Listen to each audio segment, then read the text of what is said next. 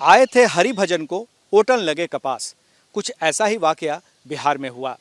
महागठबंधन विपक्षी नेताओं को एक साथ एक छतरी के नीचे लाने में नीतीश कुमार सफल तो हो गए, लेकिन कुछ ऐसा वाकया हुआ जिसको देख करके ऐसा लगा कि सभी एक साथ तो जरूर आ गए हैं, पर अब भी मतभेद कई सारे हैं।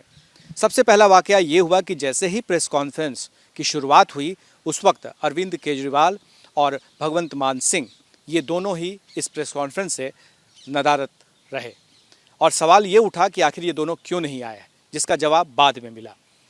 जब ये चले गए तो फिर बारी आई नीतीश कुमार की कि ये कहने के लिए कि मल्लिकार्जुन खड़गे जो कांग्रेस के राष्ट्रीय अध्यक्ष हैं वो कहेंगे, और साथ ही उन्होंने नाम ले लिया राहुल गांधी का भी।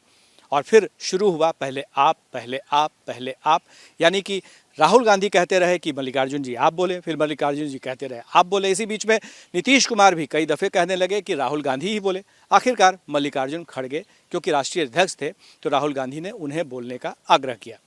फिर लगातार चलता रहा, लेकिन इसी बीच में एक घटना हो गई और वो ये हुई कि ममता बनर्जी जो पश्चिम बंगाल की मुख्यमंत्री हैं, वो जब बैठी हुई थी तो नीतीश कुमार ने उनके सामने में सीपीआई के लीडर डी राजा को बोलने के लिए आमंत्रित किया।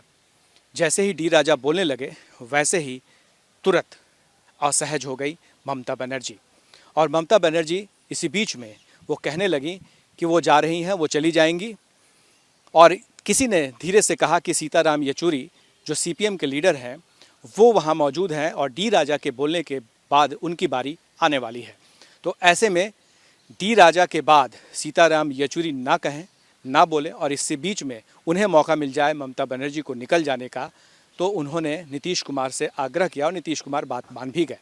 उमर अब्दुल्ला की बारी तब तक नहीं आई थी, लेकिन जैसे ही सीताराम येचुरी माइक पर बोलने के लिए आने वाले थे, क्योंकि डी राजा के बाद उन्हीं की बारी थी, उनका नाम न पुकार के नीतीश कुमार ने उमर अब्दुल्ला का नाम पुकारा। यानी जो कतार थी एक लाइन से उसे तोड़ दिया गया और उमर अब्दुल्ला जब बोलने लगे तो इसी बीच में ममता बनर्जी उठी और सबको बाय बाय कह के निकल गई। हालांकि बीच में उमर अब्दुल्ला को उन्होंने सॉरी तक कहा था, लेकिन बात यहीं ख़त्म नहीं हुई, बात आगे भी बढ़ती रही। केजरीवाल जब दिल्ली पहुंचे तो वहां उन्होंने बहुत सारे बयान दिए। मीटिंग के दरमियान भी केजरीवाल ने ये कहा था कि राहुल गांधी से कि वो अध्यादेश पर उनका साथ दे, लेकिन उन्होंने किसी तरह के कमिटमेंट पर करने से इनकार कर दिया। ये पूरा वाकया रहा गठबंधन, महागठबंधन, विपक्षी नेताओं का गठबंधन करने की कोशिश। लेकिन एक ख़ास बात ये ज़रूर हुई कि अगली बैठक शिमला में होगी।